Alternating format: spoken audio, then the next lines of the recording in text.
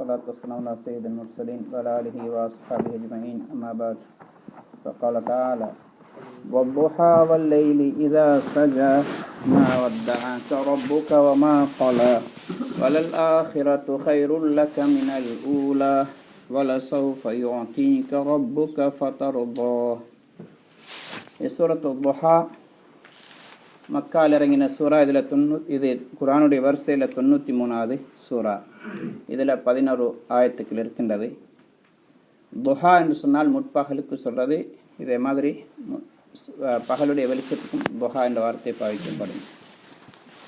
சூரத்து துஹா ஓதினத்துக்கு பின்னாடி குல் அஊது பின்னாஸ் வரைக்கும் ஒவ்வொரு சூறாக்கு பிறகு அல்லாஹு அக்பர் இந்த தக்பீர் சொல்வது முஸ்தஹப், விரும்பத்தக்கது. காரணம் என்னென்னு சொன்னால், நபி ஸல்லல்லாஹு அலைஹி வஸல்லம் அவங்களுக்கு வஹி ஒரு குறிப்பிட்ட காலம் வஹி வரல. வராமல் இருந்ததுக்கு பிறகு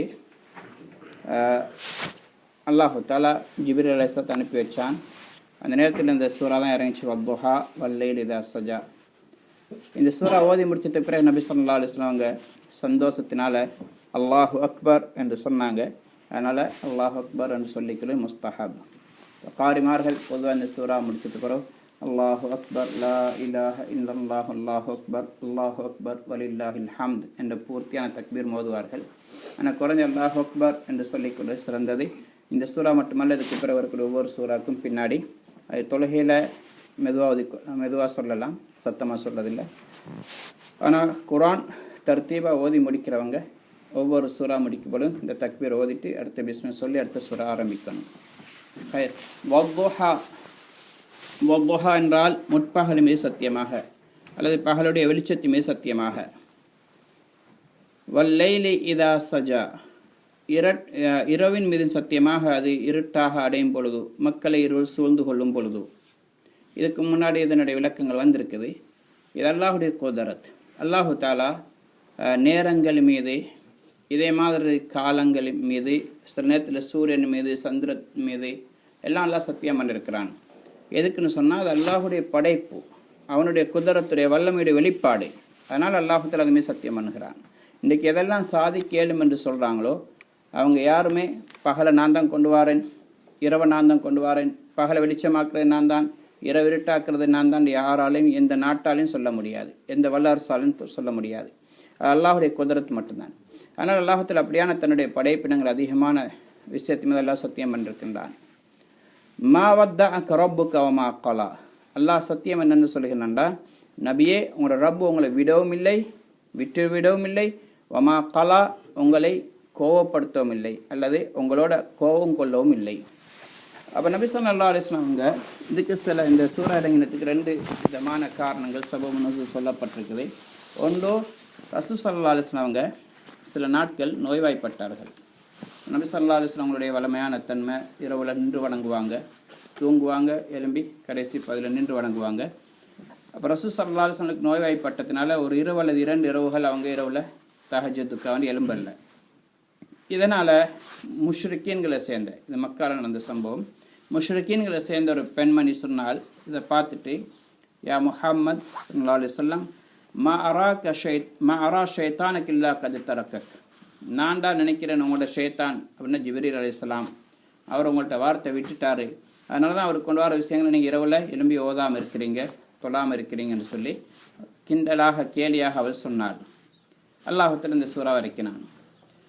துஹா முற்பகல் மீது சத்தியமாக, இரவு இருளடையும் பொழுது அது மீது சத்தியமாக, உங்கள் ரப் உங்களோட கோவப்படவும் இல்லை, உங்களை விடவும் இல்லை என்று அல்லாஹுத்தாலா இந்த சூறாவை இறக்கினான். 2வது ரிவாயத்தில் வருது, நபி ஸல்லல்லாஹு அலைஹி வஸல்லம், இது புகாரி, முஸ்லிமில், திர்மிதி, நஸஈ போன்ற கிதாபில் பதிவு செய்யப்பட்டிருக்குது. 2வது ரிவாயத் அஹ்மத், முஸ்னத் அஹ்மதில், திர்மிதியில், இப்னு மாஜா போன்ற கிதாபில் பதிவு செய்யப்பட்டிருக்கு. இன்னும் சஹீஹான ஹதீஸ்கள். அடுத்த ஹதீஸில் வருது, ஜிப்ரீல் அலைஹிஸ்ஸலாம் அவங்க சில நாட்கள் ரசூல் ஸல்லல்லாஹு அலைஹி வஸல்லம் கிட்ட வஹி கொண்டு வரல. அப்போ அதுக்கு சில ரிவாயத்துகளில், இந்த ரிவாயத்தில் சொல்லப்படலை, சில ரிவாயத்தில் வந்திருக்குது, நபி ஸல்லல்லாஹு அலைஹி வஸல்லம் அவங்களுடைய வீட்டில் ஒரு பகுதியில் சில வேறு கட்டிலே கீழே அவங்க ஒரு உயர்ந்த ஒரு பொருளுக்கு மேலே தூங்குவாங்கண்டா அதுக்கு கீழே நாய்க்குட்டி ஒன்று இருந்துச்சு. அது சத்தம் போடாமல் இருந்ததுனால நபி ஸல்லல்லாஹு அலைஹி வஸல்லம் கூட தெரியலை. அதனால் இந்த வீட்டில் ஹதீஸில் வருது, எந்த வீட்டில் லா ததுகுல் மலாய்க்கத்து பைத்தன் ஃபீஹி கல்புன் அவ் சூரா, எந்த வீட்டில் நாய் இருக்குதோ அந்த வீட்டில் மலக்குகள் வரமாட்டாங்க. இதே மாதிரி எந்த வீட்டில் உருவங்கள் இருக்குதோ, உருவப்படங்களும் தான் பொம்மைகளும் தான், எந்த வீட்டில் இருக்கும் அந்த வீட்டுகளுக்கும் ரஹ்மத்துடைய மலக்குகள் வரமாட்டாங்க. அது எங்கே வச்சுருந்தாலும் சரி, எங்களோட வீட்டுடைய எல்லைக்குள்ளால் இருக்கின்ற எங்களோட வீட்டுடைய 4 சுவருக்கும் உள்ளால டாய்லெட்லேயோ பெட்ரூம்லேயோ அது உருவங்களாக இருந்தாலும் கூட, ஃபோட்டோக்களாக இருந்தாலும் அந்த வீட்டில் மலக்குகள் வர மாட்டாங்க. அப்போ ஜிப்ரீல் அலைஹிஸ்ஸலாம் வரலை, ரசூல் ஸல்லல்லாஹு அலைஹி வஸல்லம் காரணம் தெரியலை.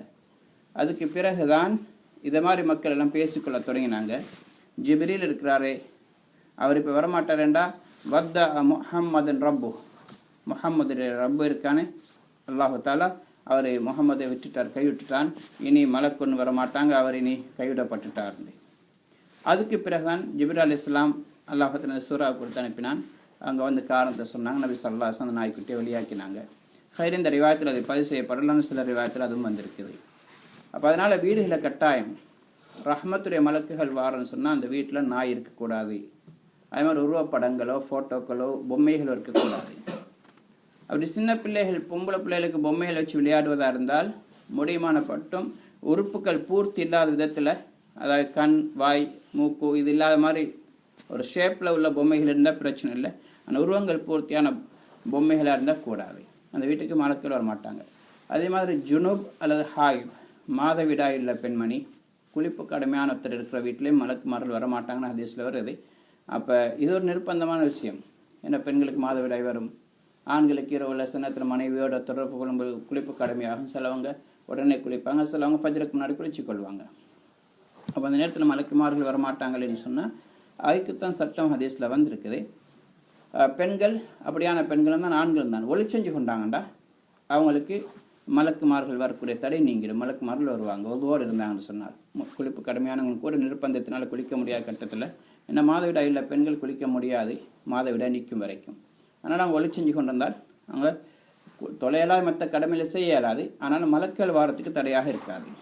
ஹைர், அப்போ அல்லாஹுத்தாலா இந்த சூறா வரைக்கும் நான் வத்துஹா வல்லைலி இதா சஜா மா வத்தஅக ரப்புக மா கலா, அல்லாஹுத்தாலா சத்தியமனு சொல்லுகின்றான், நபியே உங்களோட ரப்பு உங்களோட கோவப்படவும் இல்லை, உங்களை விடவும் இல்லை.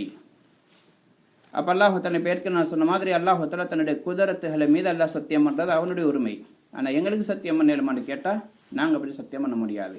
அடியார்கள் அல்லாஹ் மீது மட்டும்தான் சத்தியம் பண்ண முடியும். குர்ஆன் மீது சத்தியம் பண்ணனா கூட குர்ஆன் அல்லாஹ்வுடைய கலாம் என்ற அடிப்படையில் சத்தியம் பண்ணலுமே தவிர குர்ஆனை மட்டும் வச்சு சத்தியம் பண்ணுறது கூட அவ்வளோ விரும்பத்தக்கது ஒன்றல்ல. காபாவின் மீது கூட வரப்பில் காபா, காபாவுடைய ரப்பி மீது சத்தியமாக தான் சத்தியம் பண்ண வேண்டும். ஹைர், அப்போ அல்லாஹு தஆலா வேண்டியது மீது சத்தியம் பண்ணுவான், யார் மீதும் சத்தியம் பண்ணுவான். அப்போ அந்த அடிப்படையில் அல்லாஹ் நீங்கள் சத்தியம் பண்ணி சொல்லுகிறான், உங்களோட நபியே அல்லாஹ் விடவும் இல்லை, உங்களோட கோவப்படவும் இல்லை. வலல் ஆஹிரத்து ஹைருல் லக மினல் ஊலா, நபியே உங்களுக்கு இந்த உலக வாழ்க்கையை விட மறுமையுடைய வாழ்க்கை இருக்கிறதே அதுதான் சிறந்தது. இந்த உலக வாழ்க்கை நபியை பார்த்து அல்லாஹு தஆலா சொன்னாலும் முழு உம்மத்துக்கும் உள்ள பாடத்தை அல்லாஹு தஆலா சொல்கின்றான். குர்ஆன் தஃப்சீருடைய உலமாக்களுடைய கருத்துன்னா, குர்ஆனில் நிறைய விஷயங்கள் அல்லாஹு தஆலா நபியை பார்த்து அல்லாஹ் சொல்லுவான். அது நபிக்கு மட்டுமல்ல, அதுக்கு விதிவிலக்காக ஹதீஸ்லையோ இல்லை வேறு குர்ஆனுடைய ஆயத்து வந்தாலே தவிர பொதுவாக ரசூலுல்லாஹை பார்த்து அல்லாஹ் சொல்லியிருந்தாலும் அது எல்லாருக்கும் தான், முழு உம்மத்துக்கும் தான். உதாரணமாக அல்லாஹு தஆலா சொல்ல, நபியே வலா தஅது ஐனாக அன்ஹும் வலா தமுத்தைன ஐனைக்க, உங்களுடைய கண்களை நாங்கள் யாருக்கு உலக வஸ்துக்களை கொடுத்து நாங்கள் வசதியை கொடுத்து வச்சுருக்கிறோமோ அவங்களையும் பக்கம் நீங்கள் பார்க்காதீங்க நல்லா சொல்லுகிறானே, அது நபிக்கு மட்டுமல்ல முழு உம்மத்தினருக்கும் தான். அப்போ இந்த அடிப்படையில் அல்லாஹத்தில் இங்கே சொன்னதும் மறுமை உங்களுக்கு இந்த உலக வாழ்க்கை விட சிறந்தது என்று அல்லாஹ் தஆலா சொல்கின்றான். இது முழு உம்மத்துக்கும் தான். நபி ஸல்லல்லாஹு அலைஹி வஸல்லம் இந்த ஆயத்து மூலமாக இந்த ஆயத்தை முழுமையாக அமல் செஞ்சு காட்டினாங்க. உலகத்தில் பற்றற்றவர்களாக வாழ்ந்தார்கள். அவங்களுடைய வாழ்க்கையை சரித்திரத்தை படித்தா நாங்கள் அடிக்கடி பயான்களை கேள்விப்படுறோம். நபி ஸல்லல்லாஹு அலைஹி வஸல்லம் உலக வாழ்க்கையில் சாதாரண வாழ்க்கையை தான் மேற்கொண்டார்கள். அவங்களுக்கு அல்லாஹ்வுத்தாலா அனுமதி கொடுத்தான், நீங்கள் விரும்பினால் கியாமத்து நாள் வரைக்கும் உலகத்தில் உயிர் வாழலாம், உயிர் வாழ முடியும், அதுக்கு பிறகு நீங்கள் சொர்க்கம் போவீங்க. அப்படிலாம் சொன்னால் நீங்கள் மௌத்தாகிட்டு இறைவனை சந்திக்கலாம். இப்போ மௌத்தாகிறதுக்கு, அதாவது அவங்களோட ஆயுள் முடியும் கிட்ட 63வது வயசில் அல்லாஹ்வுத்தாலா வஹி இறக்கினான், மலக்கு அனுப்பினான். நீங்கள் விரும்பினா உலகத்தை நாங்கள் வாழ வைக்கிறோம், நீ உலகம் முடியும் வரை வாழுங்க, அதுக்கு பிறகு மௌத்தாகுவீங்க, சொர்க்கம் போவீங்க.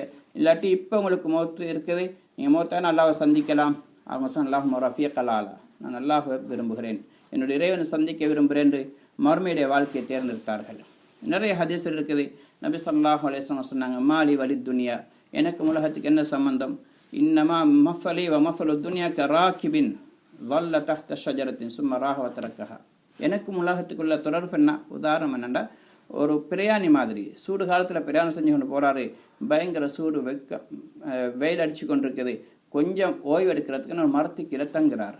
அதுக்கு பிறகு அந்த மரத்தை விட்டுட்டு அவர் போயிடுறாரு. அதை மரத்தை நான் உலகத்தில் நான் வந்திருக்கிறேன், கொஞ்ச நாளும் இருப்பேன், இருந்துட்டு போயிடுவேன், எனக்கு இந்த உலகத்துக்கு வேறு எந்த சம்பந்தம் இல்லை, ஒரு மரத்துக்கு கீழே தங்குற ஒரு பிரயாணி மாதிரி தான் நான் உலகத்தில் இருக்கிறேன் என்று சொன்னாங்க. இதுக்கு நிறைய ஹதீஸல் நபி ஸல்லல்லாஹு அலைஹி வஸல்லம் சொன்ன வார்த்தைகள் ஹதீஸில் வந்திருக்குது. நபி ஸல்லல்லாஹு அலைஹி வஸல்லம் அவங்க ஒரு தடவை படுத்து கொண்டிருந்தாங்க ஒரு பேரிச்சம்பழ பாயில். அவங்க தூங்கி எழுப்பின நேரம் அவங்களுடைய முதுகில் அப்படியே அந்த அடையாளங்கள் பட்டிருந்தது. அந்த நேரத்தில் அப்துல்லா மசூத் ரலியல்லாஹு தஆலா அன்ஹு கேட்டாங்க, யா ரசூலல்லாஹ், உங்களுக்கு மேலே விரிப்பொன்று விரித்து கொஞ்சம் சாஃப்டாக நாங்கள் ஆக்கினா நன்றாக இருக்குமே, இவ்வளோ கஷ்டப்படுறீங்களேன்னு சொன்னதுக்கு தான் நபி ஸல்லல்லாஹு அலைஹி வஸல்லம் சொன்னாங்க, எனக்கு உலகத்துக்கு என்ன சம்பந்தம், உலகத்தை நான் கொஞ்ச நாள் வாழ போகிறேன், இந்த அளவுக்கு இன்பம் அனுபவிக்கிறதுக்கு எனக்கு விருப்பம் இல்லைன்னு சொன்னாங்க. அதுக்கப்புறம் அல்லாஹ் தஆலா சொல்கிற, நபியே, நீங்கள் உலக வாழ்க்கையில் இப்படி பற்றற்று வாழ்கிறீங்க, உண்மைதான் தற்காலிகமான வாழ்க்கை, உண்மையான வாழ்க்கை மௌத்துக்கு பிறகு. எனவே வலசௌஃப யுஅதீக ரப்புக ஃபதர்வா, உங்களோட ரப்புக்கு உங்களுக்கு நிச்சயமாக பிறகு தருவான், அவன் தாரத்தை நீங்கள் பொருந்திக் கொள்வீர்கள். அப்படின்னா நீங்கள் பொருந்திக் கொள்கிற அளவுக்கு அல்லாஹு தஆலா நிறைய தருவான். இன்னொரு கருத்து, உங்களோட உம்மத்துடைய விஷயத்தில் நீங்கள் சந்தோஷப்படுற விதத்தில் அல்லாஹு தஆலா உனக்கு செய்வான். நபி ஸல்லல்லாஹு அலைஹி வஸல்லம் அவங்க மௌத்துக்கு முன்னாடி தன்னுடைய உம்மத்தை பற்றி அதிகமாக கவலைப்பட்டார்கள். வாழ்கிற காலம் முழுவதும் கவலைப்பட்டாங்க. மௌத்துற நேரத்திலையும் எனக்கு பின்னாடி உம்மத்துக்கு என்ன நடக்கும் என்று கவலைப்பட்டாங்க. அதுக்கு அல்லாஹு தஆலா காட்டி கொடுத்தான். உங்களோட உம்மத்துக்கு நாங்கள் இவ்வளோ விஷயங்களை நலவுகளை வச்சிருக்கிறோம் என்று அல்லாஹு தஆலா காட்டினான். நாங்கள் ஒரு நாள் விட மாட்டோம், உங்கள் உம்மத்தை கைவிட மாட்டோம் என்று அல்லாஹு தஆலா சொன்னதுக்கு பிறகு நபி ஸல்லல்லாஹு அலைஹி வஸல்லம் மறுமையுடைய வாழ்க்கையை தேர்ந்தெடுத்தார்கள். அப்போ இந்த ஆயத்துடைய வெளி கருத்துப்படி வலசௌஃப யுஅதீக ரப்புக, உங்களுக்கு அல்லாஹ் தருவான். நபி ஸல்லல்லாஹு அலைஹி வஸல்லம் அவருக்கு நிறைய அல்லாஹு தஆலா கொடுத்துருக்கிறான். உம்மத்துக்கு கொடுக்குறது ரசூலாவை சந்தோஷப்படுத்துறதுனால அந்த கருத்தும் சரிதான். இதே மாதிரி அல்லாஹு தஆலா கௌசர், இன்னா அஅதைனாக்கல் கௌசர், நாங்கள் உங்களுக்கு கௌசரை தருவோம், அது நீர் தடாகம், அதில் அல்லாஹு தஆலா விசாலமான இன்பங்கள் எல்லாம் வைத்திருக்கிறான். அதில் நட்சத்திரங்கள் அளவுக்கு அல்லாஹு தஆலா கோப்பைகளை, தங்க கோப்பைகள், வெள்ளி கோப்பைகள் எல்லாம் வைத்திருக்கின்றான். இதே மாதிரி தேனை விட இனிமையானது, பனியை விட சாஃப்டானதெல்லாம் ஹதீஸில் வந்திருக்குது. வேற எந்த உம்மத்துக்கும் எந்த நபிக்கும் கொடுக்காத எனக்கு அல்லாஹ் தருவான் என்று நபி ஸல்லல்லாஹு அலைஹி வஸல்லம் சொன்னாங்க. இதுவும் இந்த ஆயத்துடைய விளக்கத்தில் சொல்லப்பட்டிருக்கு, ஹதீஸில் வந்திருக்குது. இதே மாதிரி நிறைய சிறப்புகள் அல்லாஹ் தஆலா நபி ஸல்லல்லாஹு அலைஹி வஸல்லம் எல்லாம் கொடுப்பான். இதே மாதிரி ரசூல் ஸல்லல்லாஹு அலைஹி வஸல்லம் அவங்க விருப்பத்தில் உள்ளதுதான் இந்த உம்மத்தில் தன்னுடைய வீட்டை சேர்ந்த குடும்பத்தை சேர்ந்தவங்க யார் நரகத்துக்கு போகக்கூடாதுன்னு ஆசைப்பட்டாங்க. இப்னு அப்பாஸ் ரலியல்லாஹு தஆலா இந்த ஆயத்துக்கு விளக்கம் சொல்லும்போது சொல்கிறாங்க, ரசூலுல்லாஹ்க்கு ஷிஃபாரிஸுடைய சக்தி எல்லாம் கொடுத்திருக்கிறாங்க. அந்த ஷிஃபாரிஸ் மூலமாக உம்மத்துக்கும் சிஃபாரிஸ் செய்வார்கள். இதே மாதிரி தன்னுடைய குடும்பத்தை சேர்ந்த முஸ்லீமாக மரணிச்ச ஒவ்வொருவருக்காகவும் சிஃபாரிசு செய்வாங்க.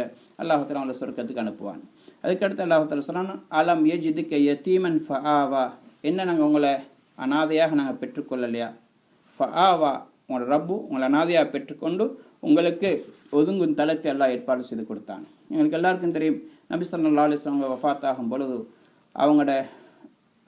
அவங்க பிறக்கிறதுக்கு முன்னாடியே அவங்களோட தந்தை வஃபாத் ஆகிட்டாங்க. தாயோட வயிற்றில் இருக்கும் பொழுது 6 மாதமாக இருக்கும் பொழுதே தந்தை வஃபாத் ஆகிட்டாங்க. இல்லை, பிறக்கிறதுக்கு 6 மாதத்துக்கு முன்னாடி தந்தை வஃபாத் ஆகிட்டாங்க. பிறந்து 6 வருடத்தில் தாய் வஃபாத் ஆனாங்க, ஆமினா பின்த் வஹப். இதே மாதிரி அதுக்கு பிறகு அவனுடைய பாட்டனார் பொறுப்படுத்தி வளர்த்தார் அப்துல் முத்தலிப், அவரும் 8 வயசில் வஃபாத் ஆகிட்டார். அப்போ எத்தீமாக அவனோட காலம் கழிஞ்சது. எத்தீம் என்று சொல்கிறது பொதுவாக இன்றைக்கி நாங்கள் யூஸ் பண்ணுறது, யாருடைய உம்மை மூத்தாயினாலும் சின்ன வயசில் அவங்களுக்கு எத்தீம் என்று சொல்லுவோம். எத்தீம் என்று சொல்ல மன் மாத்த அபூஹு வஹுவ ஸகீர், யார் சின்ன பிள்ளையாக பருவவயது அடைகிறதுக்கு முன்னாடி வாப்பா மூத்தாகிறாரோ, தந்தை மூத்தாகிறாரோ, அவர் தான் எத்தீம். இவர் பெரியவர், அதாவது பருவ வயது அடைஞ்சிட்டார், அதுக்கு பிறகு அவர் எத்தீம் அல்ல. பிறக்கிற நேரம் அவர், அதாவது வாப்ப மூத்தாகினர், இவர் பருவ வயது அடைந்திருக்கக்கூடாது. நபி ஸல்லல்லாஹு அலைஹி வஸல்லம் அப்படித்தான் அவங்க பிறக்கிறதுக்கு முன்னே அவங்க வாப்ப மூத்தாயிட்டாங்க. அதுக்கு பிறகு அபு தாலிப் வளர்த்தார், ரொம்ப கஷ்டப்பட்டார். எல்லாருக்கும் தெரியும் நபி ஸல்லல்லாஹு அலைஹி வஸல்லம் அவர் கஷ்டப்பட்டார், ஆனால் ஹிதாயத் அவருக்கு கிடைக்கல. நுபுவத்துடைய 10வது வருடம் அபு தாலிபும் மூத்தாயிட்டார். மூத்தாயிரத்துக்கு பிறகு நிறைய சிரமங்கள் அவருக்கு வந்துச்சு, ரசூலுல்லாஹ்க்கு வந்துச்சு. அவங்களோட மனைவி மூத்தாயிட்டாங்க, ஹதரத் ஹதீஜா ரலியல்லாஹு அன்ஹா. குஃபார்கள் எல்லா விதமான சிரமங்களும் கொடுத்தாங்க.